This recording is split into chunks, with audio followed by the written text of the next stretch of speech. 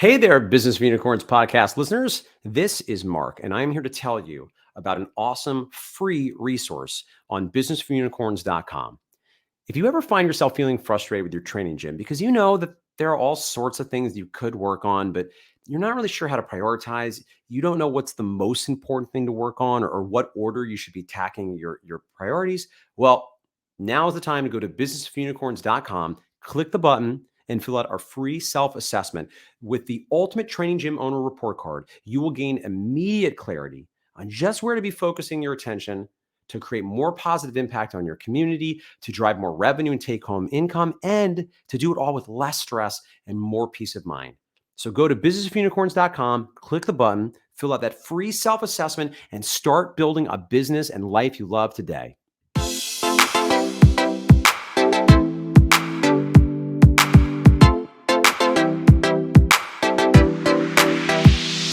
Hello, fitness business nerds. Welcome to another episode of the Business for Unicorns podcast. Today, I'm really excited to have a conversation with a gentleman who's been on this podcast before, but I'm having him back because he's just so damn fascinating and fun to talk to. It's John Franklin, who many of you know. Mark and I have been friends with for many years. He owned a bunch of gyms in and around the New York City area. He now is the founder of a company called Gym Lead Machine, which you'll be hearing more about in our conversation. And I'm just, every time I spend quality time with John Franklin, I learn more and more about the industry that I've been in for 10 years. And so I'm sure today will be no exception. Let's welcome to the virtual stage, John Franklin. How are you, my friend? Oh, thanks, Michael. I have like goosebumps. Whenever you intro me or talk about me, I literally, my hair goes up. So thanks for having me. And this is like, I get to see you after a weekend together. Like, how'd I get so lucky? Yeah, I mean, what a treat for me too. I mean, for those of you who don't know, we're recording this the Monday after our Business for Unicorns kind of Unicorn Society retreat in Miami. So, and John came and attended in Miami. It was so much fun, and so we're getting to catch up after that. If anything, that's maybe my voice sounds a little deeper today because I'm tired as fuck from screaming all weekend. And we went to a drag show, so I was yelling late at night. Some of you might have seen that on Instagram, but yeah. So I'm so excited to talk to you, my friend. Maybe just for our audience who maybe didn't hear your episode when you were first on the podcast, can you just give your 2-minute bio? Like what's your life been like since you've been in the fitness industry? Sure. So I was brought into fitness through CrossFit, first as an athlete in 2009, and then as a coach in 2011, and then finally as an owner in 2012. And I opened up my first gym in Hoboken, New Jersey, which is right outside of New York. And organically, we were able to build and grow to a series of 5 gyms. And that was through starting them myself or like acquiring other people's gyms. I wouldn't recommend that. I would recommend doing one large gym if I ever had to do it over again. It's just like in Hoboken, New Jersey or New York, as you guys know, like you can't really just like blow down the wall in the warehouse next door if you want to expand. So you have to be a little more tactical. So yeah, I built and scaled that up to 5 gyms. I sold in 2019 to focus on helping gym owners with their websites and software needs full time. And I started a company called Gym Lead Machine. And as of last week, we were ranked number 22 on the Inc. 5000 regional for the Southeast, which was very exciting. And it's been a wild journey so far. And I'm happy to talk to you and open up the kimono and talk about anything we learned building and selling gym businesses or building and holding software businesses. Yeah. Well, congrats, my friend. I mean, Gym Machine is kicking so much ass right now. So bravo to you. I mean, to be jumping into somewhat uncharted territory and doing something you've never exactly done before, such a bold move. Also, congrats on selling your gym in 2019. Good timing. That was, I should trade stocks. That's what I should do instead of software now. Is just really good at that macro thing. But I was talking to some people in your mastermind. It's funny that you mentioned this idea that it's something you've never done before. But the reality is like the fitness industry is such a hard industry. It's undifferentiated, right? If you ask people, what's unique about your gym, they'll say the coaching or the experience or the results. And those are things that like aren't evident or apparent by looking at somebody's website or maybe photos on their Instagram. So it's incredibly difficult to just have kind of a competitive moat. And it's also incredibly difficult to hire and retain people and manage people and deliver consistent service over and over and over and over again. So all those skills you get running an incredibly successful gym transfer over to running an incredibly successful anything else, right? Yeah. So I Yeah, think no doubt. anybody who's absolutely crushing it in the gym space, especially in like a major urban market where you have a lot of turnover of both staff and members as a result of like people just leave out of nothing you can do, is something I'm sure as where you guys are located is like ground zero for that. Yep. Those skills are universally applicable to any other business, I am sure. Yeah, no doubt. No doubt. Let's talk a little bit about how you made that transition to becoming such a good gym operator. Because, I know, and certainly in Unicorn Daddy, we have a handful of examples of people who got into the business because of their connection to fitness and you being, connected to CrossFit. But you really successfully made the transition from being like a fitness buff and a fan and like a casual kind of athlete to like being a really savvy operator. So what was that like learning process like for you? How did you make that leap? Because I see people struggle with it. People who've been in the business for a long time have a hard time wrapping their arms around being a really great operator. So what was it like for you?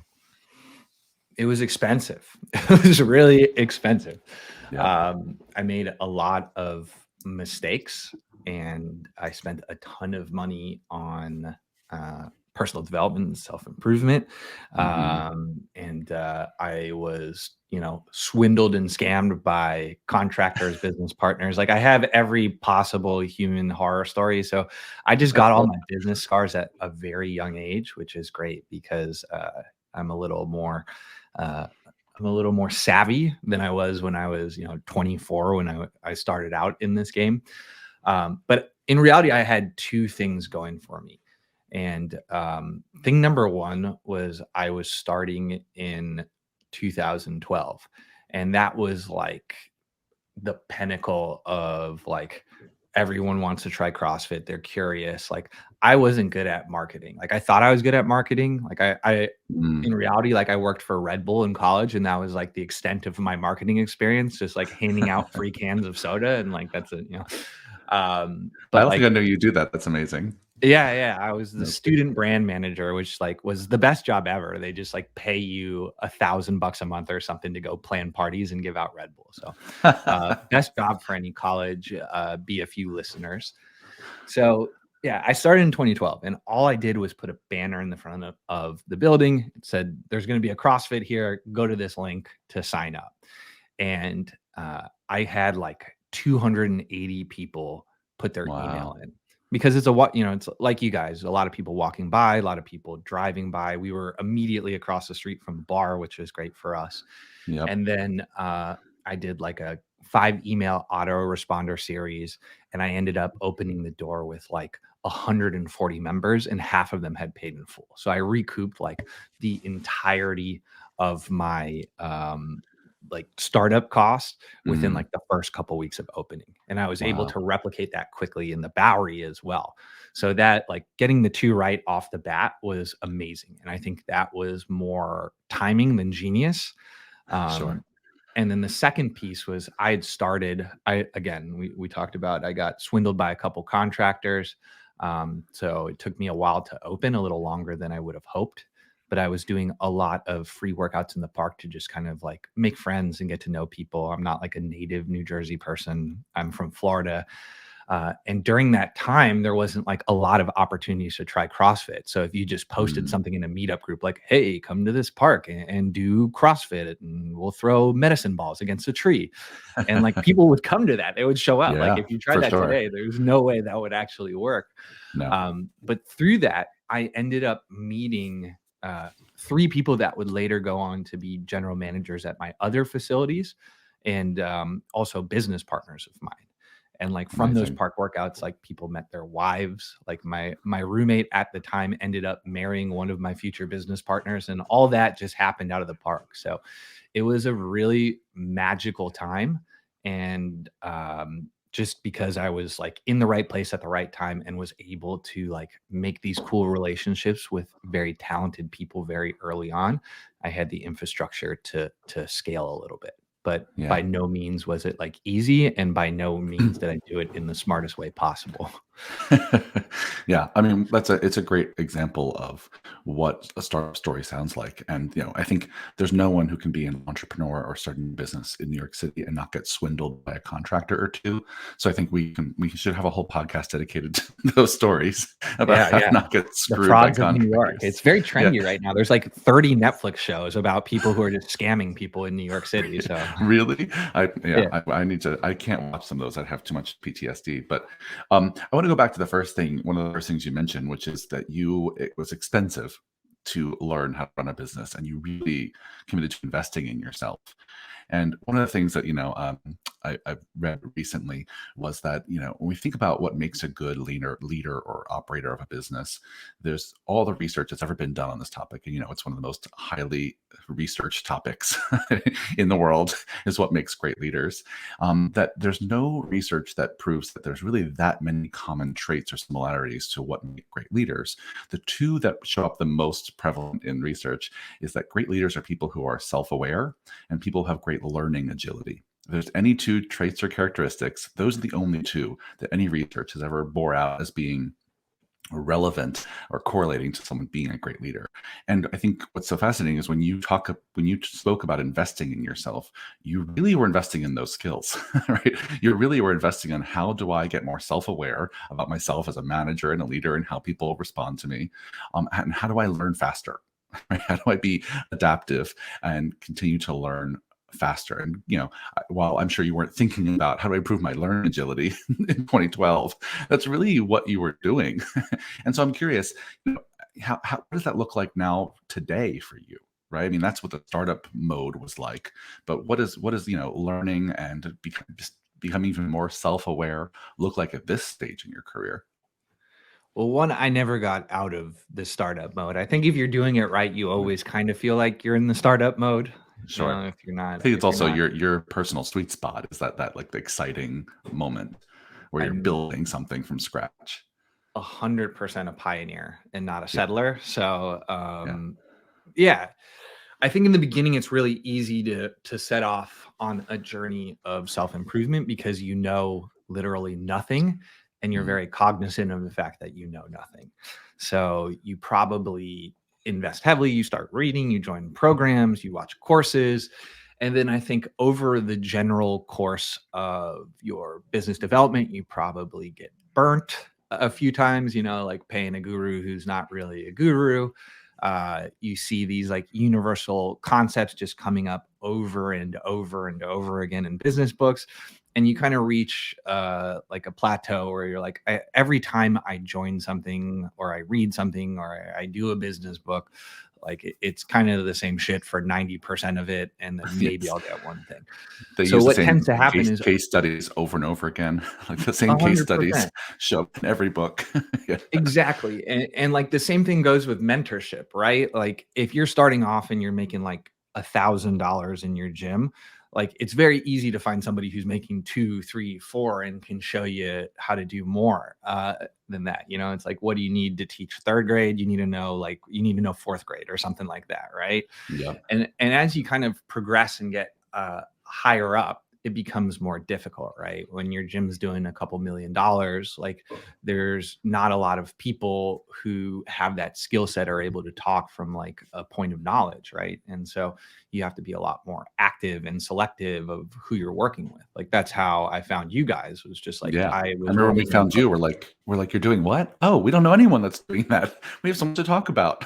exactly, right? Yeah. And so, I was in a program and I was doing a lot bigger numbers than the person who was supposedly mentoring me. So then you have to become more selective. You have to go out. And I think the people who do really well are the people who continue to pursue that knowledge. Like, Fisher's a psycho. He like listens to stuff on like 30x speed. He listens to every fitness business podcast. He'll state, he'll like quote something that happened in a podcast 3 weeks ago in some obscure podcast that nobody listens to. And to have that kind of like tenacity is very rare, and that's what separates people who I think, kind of stall out at the I do okay to the like I'm incredibly successful. And that was kind of apparent when Cressy spoke at your event, right? Yeah. Like, that guy is determined. And it's, I was always envious, or I guess I still am envious of people like that who are like at the peak and they're still just like burning the candle at both ends. Like his wife and his business partner are there being like, yeah, this guy's never going to stop. Like he's going to be writing programs like on his hospital bed. And people are going to ask him like, what was the one thing you wish you did? And he's going to say like, I wish I wrote more programs, And Right. so somebody with that kind of like passion and found what they were supposed to do in life at such an early age and just like such a hunger for this one thing and probably spends most of their day in flow state. Like I was always envious of people like that and guys like Fisher to a certain degree doing like very similar things. For me, it's like a very active thing, right? Like it's not like very progressive. Like after a little while, I realized, hey, I'm very bad at this one thing and I haven't done anything in a while to make myself better at it. And so Sure. like, how do I go about approaching it? And so, a lot of times now I have to go find somebody who's like able to teach me and fill that place up rather than just being able to find it in a course or a book and that seems to be something that's relatively common with anybody who's kind of, I don't know, I would call this like the second phase of entrepreneurship. Sure. Yeah. I mean, I love what you're describing because all too often when I hear people talk about continuing learning and professional development, they speak of it like in this binary that you should only focus on your weaknesses and you should just pour all your time on your weaknesses, or you should only focus on your strengths and just delegate and hire someone to do all the things you're not good at. And I always thought that binary choice was bullshit. Because even the way I hear you talking about it, it's a little of both. Like you know what you're great at, and you're really trying to spend your time doing what you're great at. And even your presentation during our retreat. I'm sorry for our listeners who are not at our retreat. I promise we'll stop talking about it. But even your presentation at our retreat was, I don't really manage people because I don't like managing people. So you know what your strengths are, and you delegate. But I also hear that you're recognizing that there's some things I need to get better at. That if I got better at this, I will be overall more effective. That not everything I'm not good at should just be delegated and I just never touch it. And I think you have to hold both. But I think both strategies are necessary, at least if you want to be an entrepreneur, because I think there's so many hats it's useful to be able to wear that I don't think that it can be one or the other. Would you agree with that? You just need to have a general idea of what success looks like, right? If you don't know what you're doing and you try and delegate, it's going to be a disaster. And I'm sure everybody who's a business owner listening to this podcast has mishired and felt the pain that is associated with making a really bad hire for a key position. So while to your point, like I'm not the CEO of Gym Lead Machine, we have somebody who is a much better CEO than I will be. Like my strengths are in sales and marketing. Like I love going out and talking to gym owners and talking to you. And that's kind of my, where I'm comfortable and where I'm best. And I really lean into that. But like, I know what I want out of a CEO. I know what a good CEO should be doing. I know how I'm grading our CEO. And our CEO is not my business partner. She is a partner now, but she wasn't when she started, right? Like Mateo, who's my original partner, he's like the head of product. So neither of us are sitting in the top role. And we were very cognizant from very early on that like we're not the best people to do this. But like before we sat down and made that hire, we had experience being a CEO in a business before, and we knew exactly what it was we were looking for. Yeah, I think that's a really great distinction for listeners is that even if you know something is not a strong suit of yours and you don't even want it to be, I think the idea of learning enough about it to know what someone who's good at it really looks like, right, I think is a great way to think about it. Excuse me, I just cough. But I think it's a great way of looking at it because even if you are committed to never doing that task or being in that seat on the bus or taking on that role, if you want to delegate it, you have to find the right person, which means you got to know enough about it, and that requires some learning.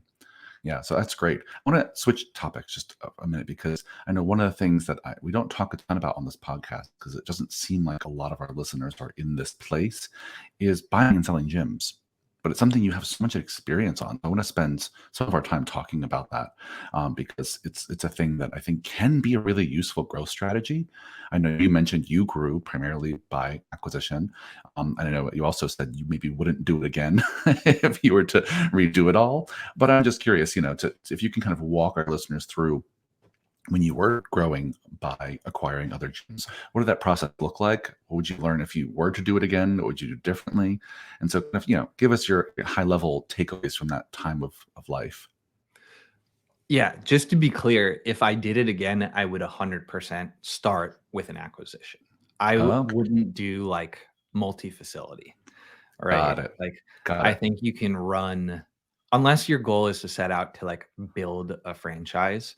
I think most people who go from like 1 to 2 to 3 to 4 and back down from 3 to 2 to 1 will tell Hmm. you that like having one good one is like the perfect balance of like having an enjoyable life and having a team that you manage well and have a relationship with, and then also being able to like make a very comfortable living. Like there are people who are making crazy, crazy, crazy numbers off of like one facility.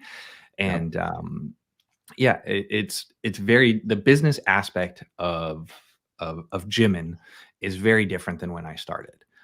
I came from the CrossFit world.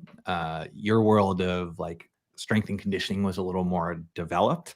But when CrossFit started, it wasn't even like, it was unbelievable that you would ever be able to do this as like a job, right? It was Mm, mostly like yeah. cops, firemen, and like, or guys who worked out together in the garage would rent a 800 square or an $800 a month warehouse space and throw some equipment in there. And then they would charge their buddies sometimes to come work out there. And if you could pay all your expenses, like that was rad, right? And then eventually it got to the point where some people were able to make like a couple $100 a month. And then finally people were able to make like 3 to 4 thousand, like the best ones, the ones that were killing it. And now like the conversation around gym ownership is like this idea of like building wealth, owning real estate, looking at your gym like an asset. Sorry, this was a long-winded approach to say like, a lot of people in the space when they started were not setting out to build like something that was meant to sell, Yeah, right? And I think exactly. if I had advice for anybody listening to this, and if you're listening to this, you're probably a pretty savvy gym owner. Even if your intention is to never sell, you want to build your gym as if you were going to sell it one day, right? And so that basically means having it in a position where it doesn't necessarily need to operate with you there.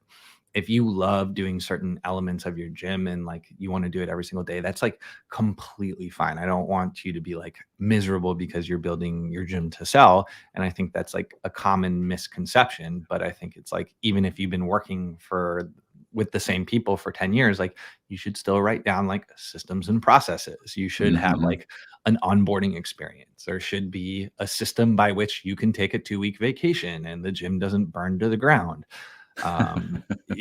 Like all these little things that I think you don't really think about when you're starting, and as you get later on down the approach, like you just kind of like stop thinking about, work against you.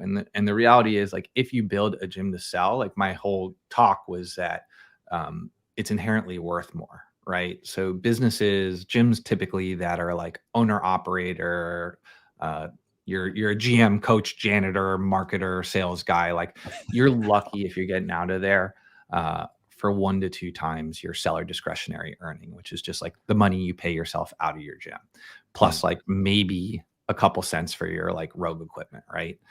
Yep. If your gym doesn't have SD, like you're cooked. You're going to get the equipment value, right? And that was kind of the sandbox I played in. Like some of the gyms that we bought, they were like 70, 80 members in the bag, close to breaking even. Um, 100 to $200,000 of like equipment and build out in them. And we would buy these gyms for like 50 grand, because the reality is Mm, like, I'm just buying somebody else's headache. Right. yep. So if you're just kind of like skating by, or if you're doing all the work yourself, like your Yep. gym isn't worth anything. And I think a lot of people don't understand that. But on the flip side of that, you have like a GM in place. If you have processes, if Yep. like people get hired and fired without you, and you're profitable, even though you have like staff pay. A gym like that is going to sell between 3 and 5 times seller discretionary earning, plus like whatever asset value you have. Because one, it's like valuable to a strategic buyer. So if you have somebody who's going from like one facility to 2 facilities, and you have like management in place and the payments are there and the data is clean, like that is going to be valuable to that person. If you have like a rich dude who's probably like one of your members who's looking to diversify and to invest in gyms, I don't know why you would do that, but there are a lot of people who do that. Like I've heard Yeah, this situation happen a ton of times. for sure. They are going to want something that like they can still go to their job on Wall Street and like collect the mailbox money. And if you're part of that and the business doesn't work without you, like they're just not going to pay for that. So, if you have like $100,000 gym that is run by like the owner's doing everything, like that gym's probably worth like 100 to 200 grand. But that same $100,000 gym with like a GM in place and the system that runs without the owner is worth between 3 and 500 grand. And so if you think of that in terms of your net worth, like if you're a gym owner and your net worth is like 100 grand, you can 5x your net worth by, building a decent management structure. And you may spend some money and mishire in the beginning, but the reality is like what other way are you making $500,000 quickly in gym ownership aside from like owning your building? Yeah. That was so helpful, John. And even though I've heard you talk about this for so many times, I think our listeners will still value from like the clarity of what you just shared, because so often they get wrapped up in thinking that positioning your gym to sell is so complicated they could never figure it out. I think the few things you outlined are really achievable for people if they really set them as goals, if they really are intentional about creating clear processes and systems in the business, which we help all of our Unicorn Side members do all the time. It is possible to do. If they're really clear about running a gym that doesn't require the owner to be there 24 hours a day, if they get clear on running a gym that has profitability on a regular basis, so that the person they're selling it to is not buying a headache.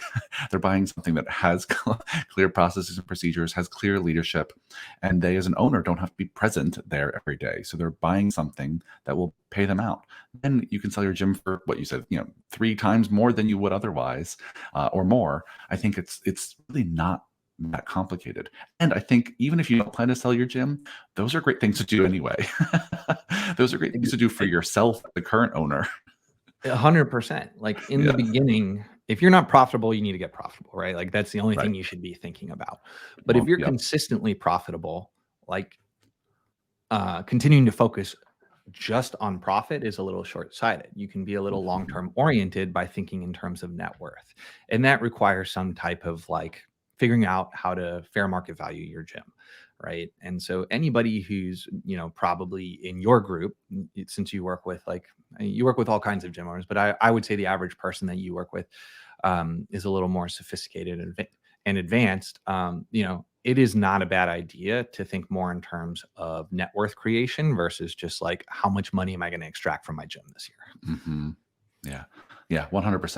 And that's certainly been the case for Mark and I, Mark Fisher Fitness. Like, we don't really plan on selling, maybe ever. We really think of it more of a lifestyle business, but we absolutely are trying to do those things for ourselves as owners, right? To be profitable, to make sure that there's real value in the company that contributes to our net worth if we choose to sell, have great leadership, have great processes and procedures, right? And so that has made my life as one of the owners more enjoyable. And and I think this, and I think some of our listeners heard me talk about this, but as of January 1st of 2022, I don't have an operational role in the business. So MFF at this point, while I'm still pretty engaged, as an active owner, right? It is pretty as close as it's ever been to me as that what did you call it before? That mailbox check. Yeah, mailbox money. Mailbox money. That's what it was. It's as close as ever to me as that, and I never thought that would be the case. And it's in part because of all the things you're mentioning here: processes, the leadership, the profitability, the thinking about it like an asset, and not just the place where I wear all the hats and do all the things. And some people will think of it as like that's a bad thing. Like, oh, you shouldn't think of you're just like screwing over your employees if it's mailbox money. Like, but the reality is that's the easiest way to provide your employees with the most opportunity. Like if the owner is getting out of the way, like what do you think that does? That creates another layer for everyone on staff to move up, to make more money, to share in profits. Like there's You know, I don't have like a hard and fast way to incentivize people that would work for every listener on your show. It's obviously case by case basis, but like Yep. one of the best things the owner can do is just get out of the way. Like that's Yeah. better universally But for every single person on staff, especially if you're hiring right. well, 100%. I mean, I draw less of a kind of quote salary than ever at MFF, and that just made room for other people to make more and grow and to make more space in the organization for opportunity. It's better all around. It's better for me as an owner to have done Right. that. Yeah, it You makes take so a much short-term sense. hit, but you got to do cool stuff like BFU and talking Yes. on this podcast Yeah. and Long, learning and going to school and all the yeah. crazy stuff you guys do. Yeah, and long term, I know that MFF is going to be worth more for me as an owner because I'm replacing myself, and in some cases, some of what Mark does, people who are just better at that stuff than us. So it's better for me long term. Let's just, I know I want to maybe start to have our last topic because I want to not keep you for hours. But our last topic, let's do this. I want to talk a little bit about what you're doing at Gene Lead Machine and kind of how that got started because, for everything I know about the platform, everything I've seen, all the demos I've walked through, and people I've talked to who use it, are just saying such magical things. and I know that some of our listeners will be like, "Oh, is this going to be a commercial for Gene Lead Machine?" And my answer to you is like, I don't know, maybe, but just listen anyway, because I think what John's doing here, what John and his team are doing here, is really trying to make kind of an all-in-one platform for gym owners to put your website, to put your lead capture and follow up, to do texting and emails and landing pages all in one place. And even if this is a commercial for that, many of you listening fucking need that, right? Yeah. There's something you need. Well, I hope you loved today's podcast. And forgive me, I want to remind you one more time, if you haven't already done so, head over to businessofunicorns.com, click the button, and get your free self-assessment, the ultimate training gym owner report card. I promise you're going to want to dig into this resource and get the support you need, finding crystal clarity on exactly where you need to be focusing to create a life and a business you love.